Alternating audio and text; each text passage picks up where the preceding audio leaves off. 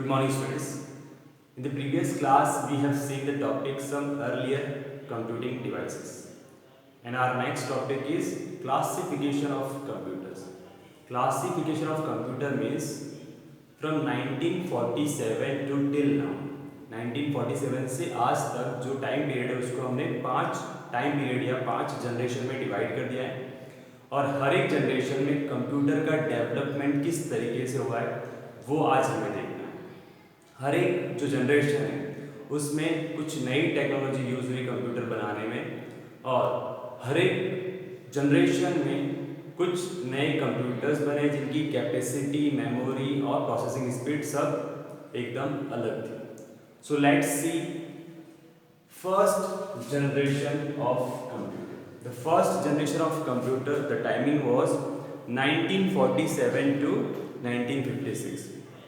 In the early year of 20th century, the first electronic computer was developed. It was named Mark I. Its length was about 15 meters. इस time period में जो सबसे पहला computer बना उसका नाम था मार्क I और ऐसा कहा जाता है कि वो पहला इलेक्ट्रॉनिक कंप्यूटर था जो इलेक्ट्रिसिटी से ऑपरेट होता था और उसकी लंबाई कम से कम 15 मीटर्स के करीब थी।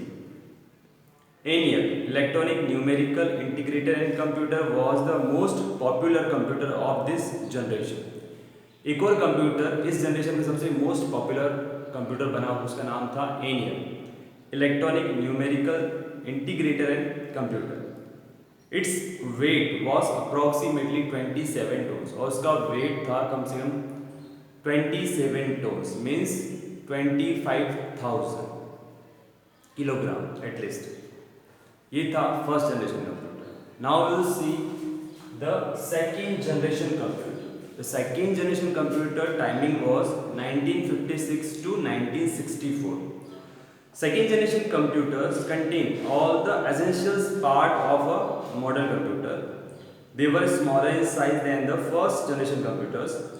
Languages such as COBOL and Fortran were used during this time period. Second generation computer ऐसा माना जाता है कि इस कंप्यूटर में वो सारे पार्ट्स थे जो आज के मॉडर्न कंप्यूटर में होते हैं और ये जो कंप्यूटर थे वो पहले फर्स्ट जनरेशन के जो कंप्यूटर थे उनसे साइज में थोड़े छोटे थे और इस जनरेशन में कंप्यूटर के यूज़ के लिए कुछ कंप्यूटर लैंग्वेजेस बनाई गई जैसे कोबोल और फोर्ट्रान।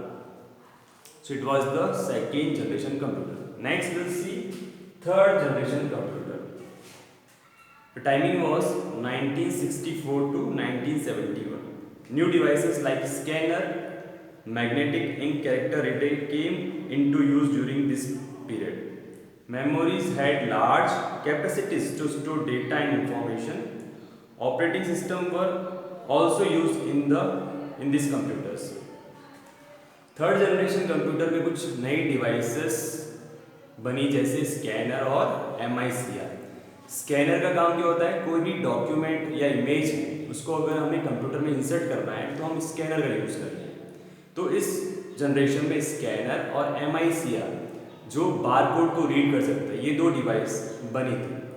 इसके अलावा इस जनरेशन में जो मेमोरीज थी उनकी कैपेसिटी बहुत लार्ज हो गई थी डेटा स्टोर करने की और इसी जनरेशन में ऑपरेटिंग सिस्टम बनने लगे। The next generation is fourth generation computers and the timing was 1971 to 1982. These computers have extremely large memories. They have improved storage devices.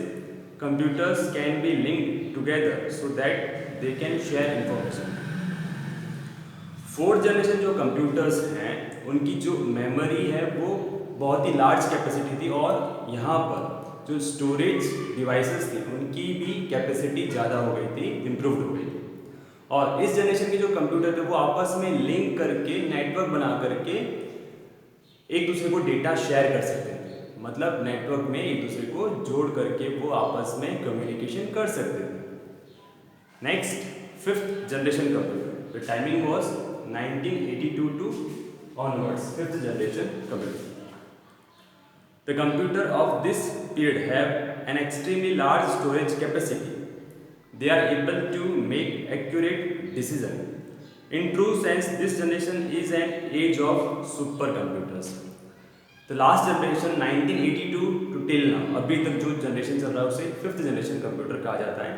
और इन जनरेशन की जो स्टोरेज कैपेसिटी वो बहुत ही लार्ज है और प्रोसेसिंग स्पीड भी बहुत ही फास्ट है।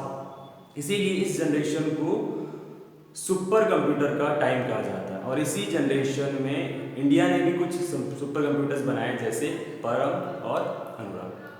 So today we have seen the generation of computers. Next topic we will see in the next class.